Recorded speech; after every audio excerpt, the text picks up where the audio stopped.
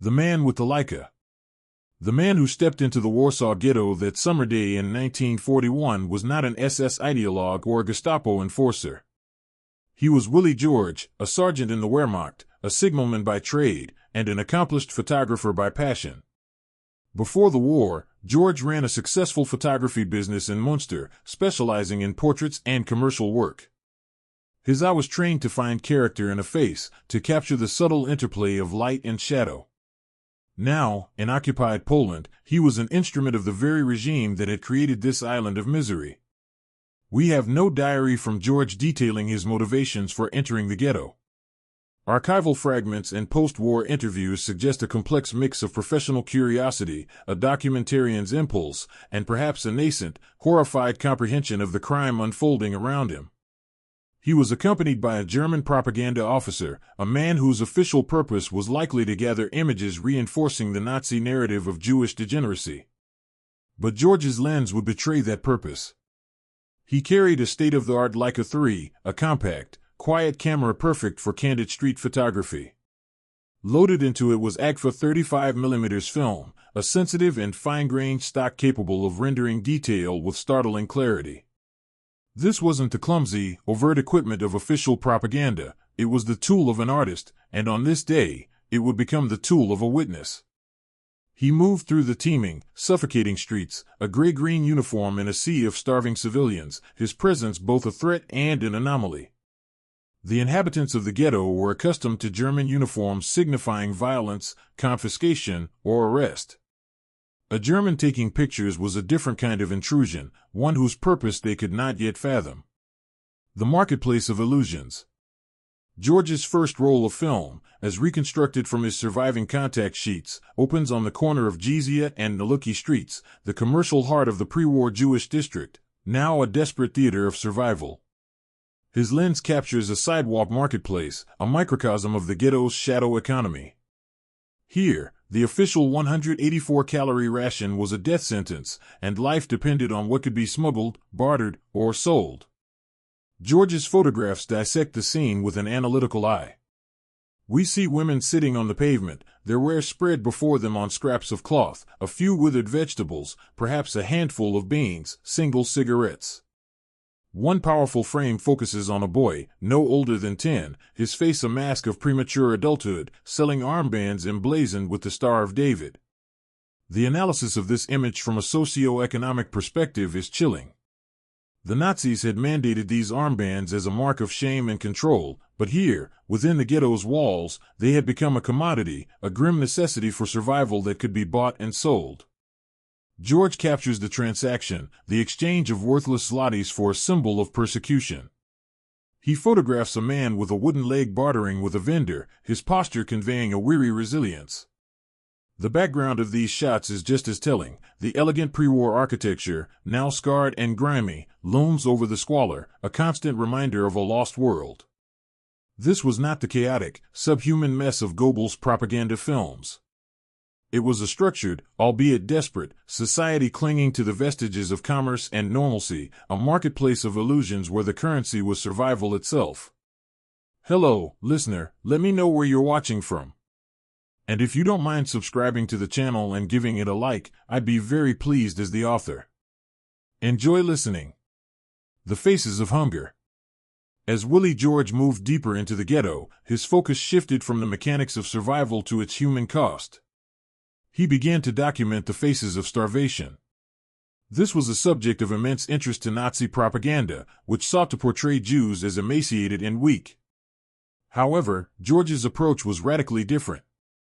He did not frame his subjects as grotesque caricatures, he shot them in intimate, dignified, and heartbreaking portraits. One of his most famous images is of a young boy, perhaps 6 or 7 years old, leaning against a wall. The child is skeletal, his limbs stick-thin, his stomach distended from hunger edema. Yet he stares directly into the camera, his gaze not vacant but filled with a profound and unnerving accusation. George uses a shallow depth of field, blurring the background to isolate the boy, forcing the viewer to confront his individual humanity. In another sequence, he photographs a man lying on the sidewalk, clearly dying of starvation or typhus, the lagnac, or clinger, a common sight in the ghetto. Passers-by flow around the body, their faces etched with a mixture of pity and the hardened indifference required to survive another day. Analysis of George's technique here reveals a conscious choice. He is not merely documenting death, he is examining the response to it. He captures the subtle glances, the slight quickening of a step, the normalization of the horrific. These were not monsters or statistics, they were people forced to walk past death to avoid becoming it themselves. Through George's lens, the abstract concept of mass starvation is broken down into a series of unbearable, personal encounters. The children of no future. No subjects seem to have captured Willy Georg's attention more than the children. His archives are filled with their faces, a gallery of stolen innocence. He photographed them at play, turning the rubble-strewn courtyards into makeshift playgrounds. In one poignant series of shots, a group of boys laughs as they play with a simple spinning top on a dirty sidewalk. For a fleeting moment, they are just children. But the context is inescapable. Their clothes are ragged, their bodies are thin, and the walls of the ghetto hem them in. The contrast between the universal joy of play and the specific horror of their environment creates a powerful emotional dissonance. George also documented the children who were forced to work. He captured images of boys pulling overloaded carts, their small bodies straining under burdens meant for draft animals. These little smugglers were the lifelines of the ghetto, small and nimble enough to slip through gaps in the walls to the area inside, risking instant death to bring back food. One particularly moving photograph shows a tiny girl sitting alone on a curb, her face a mask of exhaustion and despair. She is not playing, she is not working. She is simply waiting, a small, still point in a universe of chaos and hunger. In analyzing these images, we see George wrestling with the ultimate crime of the ghetto, the systematic destruction of the future. These children, who should have been in school or at home, were instead thrust into a brutal struggle for existence where the odds were impossibly stacked against them. His photographs are a silent accusation against a regime that had declared war not just on a people, but on childhood itself. An abrupt end. Willy Georg's photographic expedition lasted only a few hours. As he was composing a shot of a man collapsed in the street, his work came to a sudden halt. A German policeman, likely a member of the Schutzpolizei or Ordnungspolizei who helped guard the ghetto, confronted him. The exact words of their exchange are lost to history, but the outcome is clear. The policeman, suspicious of George's motives and the compassionate nature of his work, which starkly contrasted with official propaganda, confiscated his camera. A declassified report from the era might have dryly noted an unauthorized photographic activity being curtailed. But for George, it was a moment of profound personal failure. He had been caught, his witness silenced. He managed to talk his way out of more serious trouble, perhaps by citing the presence of the propaganda officer who accompanied him. Crucially, the policeman only took the camera. He did not think to search George for the film he had already shot. Clutched in his pocket were 4 rolls of exposed Agfa film, around 150 exposures in total. These 4 rolls were the sum of his day's work, a tiny, fragile archive of an immense tragedy. He left the ghetto, the sights and sounds of the place seared into his memory, the faces of its inhabitants imprinted on the silver halide of his film. His brief, unauthorized mission was over. The value of what he carried out in his pocket, however, was immeasurable. He had escaped with a truth that the regime was desperate to conceal, a visual record that would outlive the murderers and their monstrous creation. Life amidst the rubble, the courtyard. Among the rolls of film Willy Georg concealed is a sequence that pivots from the public squalor of the main thoroughfares to the semi-private world of the ghetto's residential courtyards. These enclosed spaces, surrounded by towering apartment blocks, functioned as the lungs of the community, places of social interaction away from the direct gaze of the guards on the perimeter walls. George's lens finds a group of men gathered in a sunlit corner. They are not bartering or begging. They are talking, gesturing, engaged in the simple, universal act of conversation. This detail is critically important. It counters the Nazi narrative that the ghetto was a place of pure chaos. Instead, George reveals a society desperately trying to maintain its social fabric. The technical analysis of these photos is telling. George is shooting from a slight distance, perhaps partially concealed in a doorway, using a longer focal length to compress the scene. This creates a sense of observing a private moment, making the viewer feel like a privileged, if uncomfortable, witness. He captures the subtle hierarchies. An older man with a beard, likely a respected elder or rabbi, holds the attention of the others. Their clothing, though worn, is clean. This detail, easily missed, speaks volumes about the struggle for dignity. In a world defined by filth and disease, the simple act of washing one's clothes was an act of defiance, a refusal to succumb to the dehumanization process. These images are not about suffering alone, they are about the resilience of community and the unyielding human need for connection, even at the edge of the abyss. The apparatus of control. Willy Georg's camera did not only focus on the victims, it also documented the instruments of their oppression. Sprinkled throughout his contact sheets are images that reveal the architecture and personnel of control. One particularly chilling photograph is of a Jewish ghetto policeman, Jüdischer Ordnungsdienst. Dressed in a distinctive uniform with a police cap and armed only with a rubber truncheon, the man stands at an intersection, directing traffic, a mix of pedestrians and rickshaws. George captures him in a moment of authority, yet the context is one of powerlessness. From a historical analytical perspective, the Jewish police are one of the most tragic and controversial elements of the Holocaust. They were conscripted from the ghetto population and placed in an impossible position. Tasked by the Germans with maintaining order within the walls, they were forced to enforce Nazi decrees, including ration controls and, later, the rounding up of their own people for deportation. George's photograph, taken in the relative quiet of 1941, freezes this moral ambiguity. The policeman is a figure of authority to his fellow Jews, but he is also a prisoner, a puppet of the Germans who could dispose of him at any moment. George also photographed the ghetto walls themselves, brutal brick barriers topped with barbed wire, slicing through city blocks and bisecting streets. His compositions emphasize their oppressive nature, often shooting from a low angle to make them appear even more monolithic and inescapable. These images serve as the silent, ever-present context for all the human drama, a constant reminder that every scene of life, commerce, and suffering unfolded within a cage. The intellectual and the spiritual life. While hunger and death were the dominant realities, Willy Georg's lens also caught fleeting glimpses of the ghetto's intellectual and spiritual life. One of his most compelling portraits is of an older, bearded man reading a book. The man is seated on a simple stool amidst the street-level chaos, yet he is utterly absorbed, his brow furrowed in concentration. The book is held with a reverence that suggests it is more than just paper and ink. It is a connection to a world of learning, faith, and ideas that existed beyond the wall. The photograph is a powerful symbol of spiritual resistance. The Nazi project was not just physical extermination, it was cultural annihilation. They burned books, desecrated synagogues, and sought to erase thousands of years of Jewish history.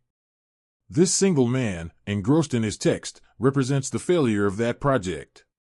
He is carrying an entire civilization within his mind.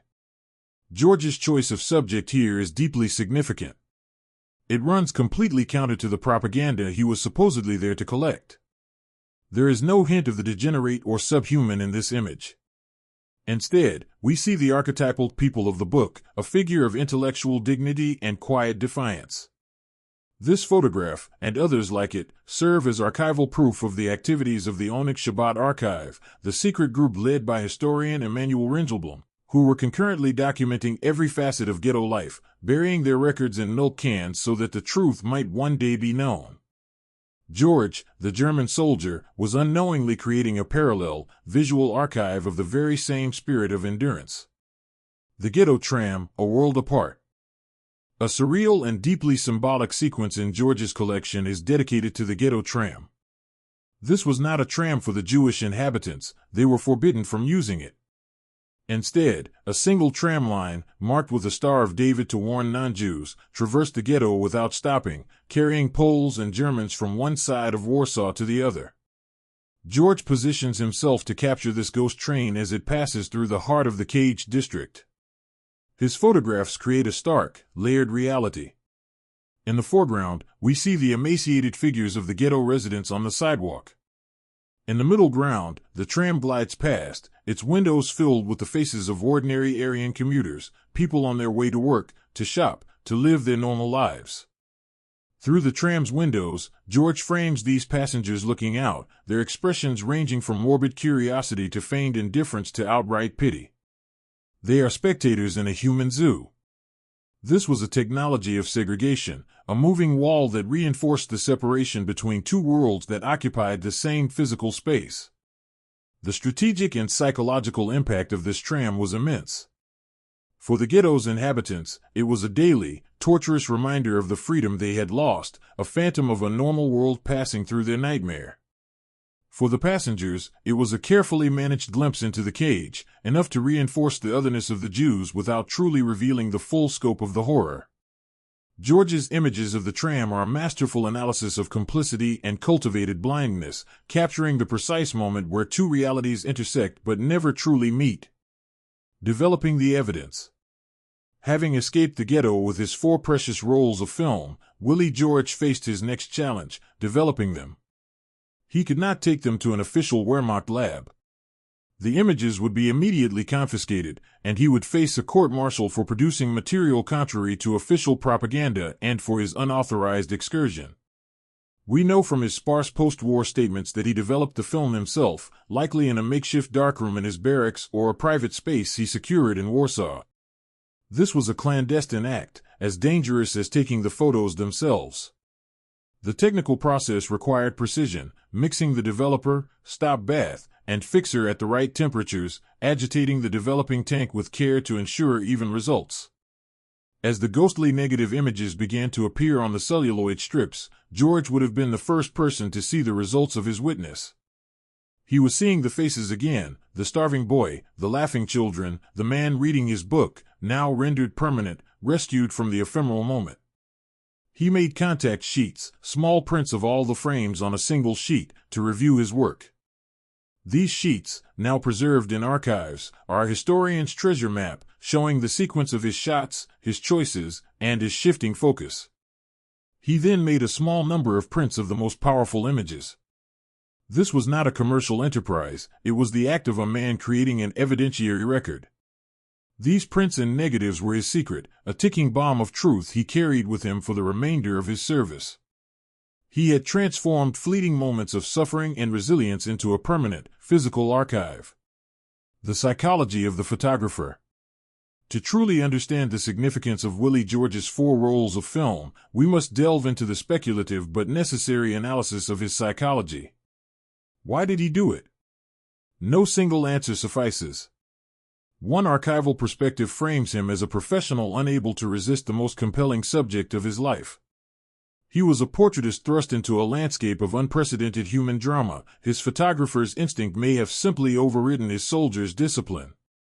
The Leica in his hands was not just a machine, it was an extension of his identity, and the ghetto was a scene that demanded documentation. Another, more complex analysis suggests a crisis of conscience. As a signalman, George was not a front-line combatant engaged in daily killing, which may have afforded him a greater capacity for reflection. Surrounded by the pervasive propaganda of the regime he served, the visceral reality of the ghetto, the smell of decay, the sound of weeping, the sight of skeletal children, must have created an unbearable cognitive dissonance. Photography may have been his way of processing this horror, a way to impose order and create meaning from the chaos. By framing a scene, he could distance himself from it emotionally while simultaneously affirming its reality. This act of shooting with a camera instead of a gun could have been a subconscious act of atonement, a way of siding with the victims on a purely observational level. While he wore the uniform of the oppressor, his lens was aligned with the oppressed. This internal conflict is palpable in the images themselves. They are technically proficient and objective, yet saturated with a profound, unspoken empathy. A secret buried for years.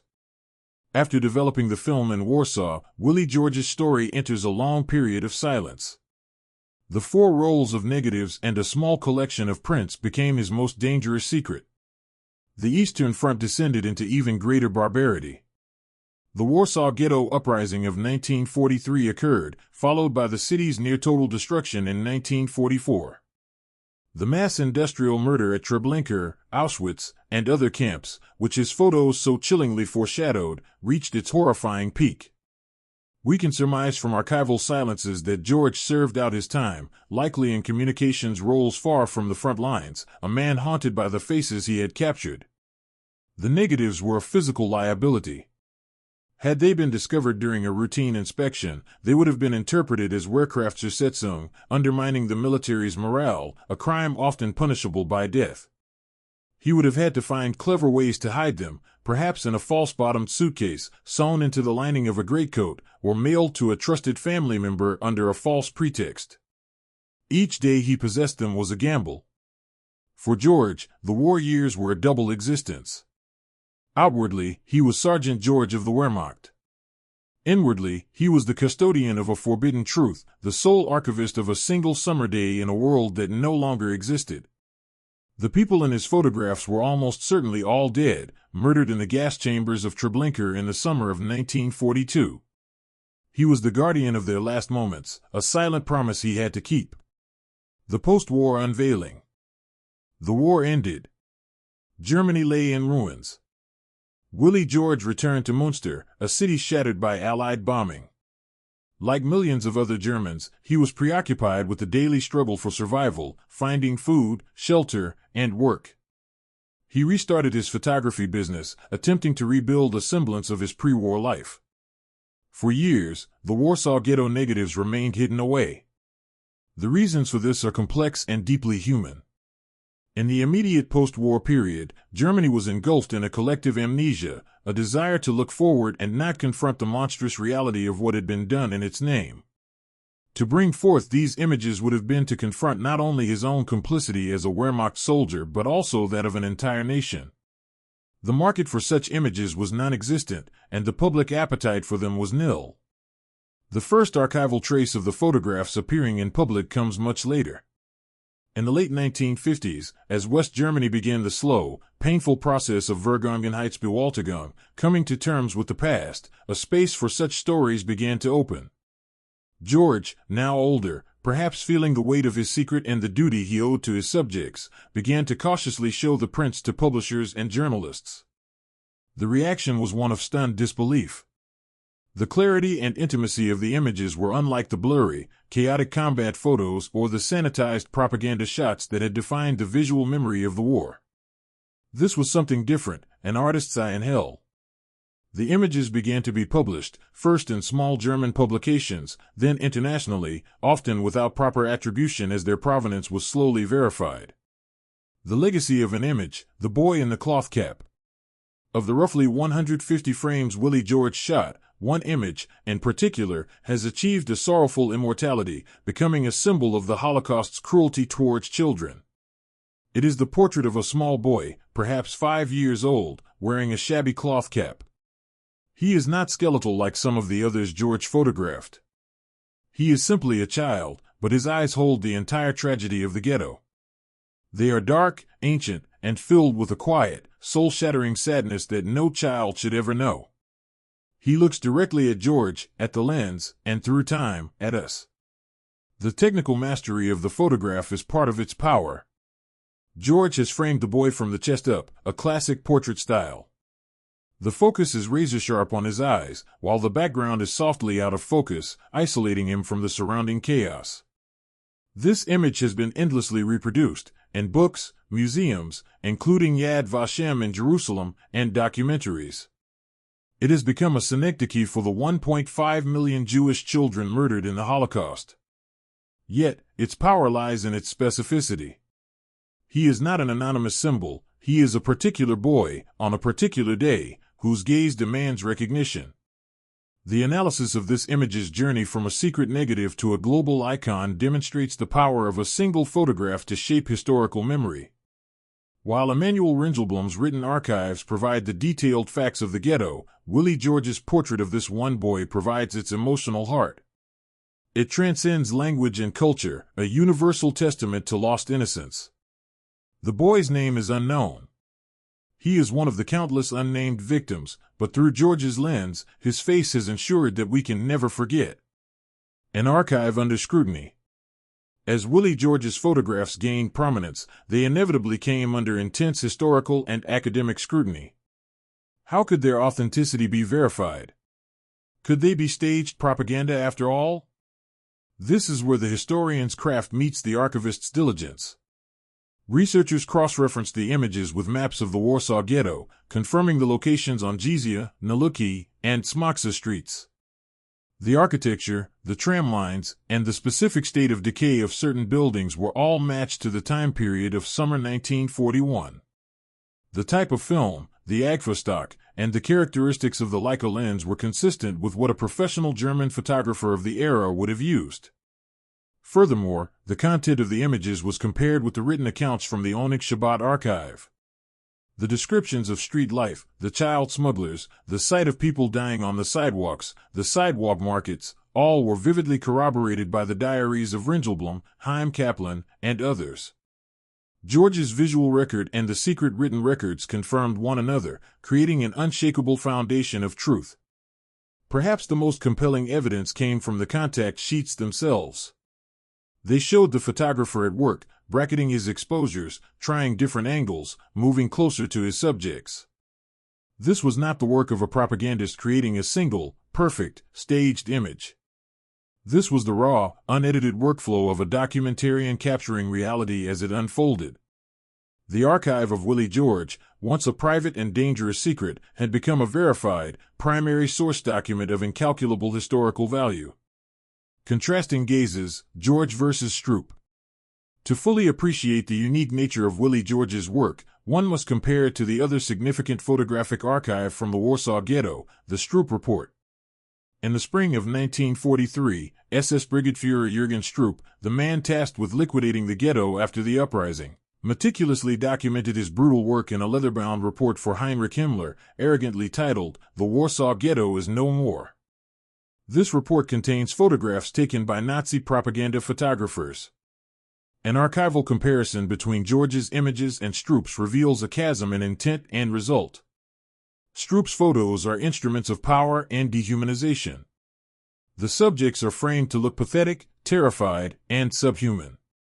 They are often shown with their hands up in surrender, herded like animals, or dragged from bunkers. The camera is positioned from a high angle, looking down on the victims, reinforcing the photographer's sense of superiority. The soldiers are depicted as heroic and clean, bringing order to chaos. Willy Georg's work is the antithesis of this. He shoots at eye level, creating a connection between the subject and the viewer. His gaze is empathetic, seeking the individual within the crowd. Where Stroop's photographers captured forced surrender, George captured quiet endurance. Where the Stroop Report documents the ghetto's final, violent death throes, George's images document its life, however desperate. The Stroop Report is the work of the executioner cataloging his crime. Willy Georg's 4 rolls of film are the work of a witness preserving the memory of the victims. Placed side by side in the historical record, these two archives form a terrible dialectic, one celebrating destruction, the other preserving humanity. The fate of the photographer. After his images began to circulate, Willy Georg lived a life of relative obscurity. He was not celebrated as a hero in Germany, nor was he put on trial. He was a complex, gray-zone figure, a man who had worn the enemy's uniform but whose actions had served the cause of truth. He gave a few interviews later in life, his memory of that day in 1941 still sharp. He spoke with a photographer's precision, recalling the light, the street corners, the faces. He expressed a sense of duty to the people he had photographed, a feeling that he owed them the preservation of their memory. He never claimed to be a resistance fighter, his act was a personal, almost instinctive one. From a biographical perspective, he fits the profile of what some historians call the unwilling accomplice, individuals caught within a criminal system who, in small, private ways, sought to distance themselves from its evil. He profited little from the photos, with most of the proceeds from their publication going to Holocaust foundations and survivor groups. Willy Georg died in 1989, the same year the Berlin Wall fell, a symbolic end to the divided world that the war had created. He passed away not as a soldier or a hero, but as what he had always been, a photographer. His true legacy was not in the business he ran in Munster, but in the 4 rolls of Agfa film he had risked his life to protect.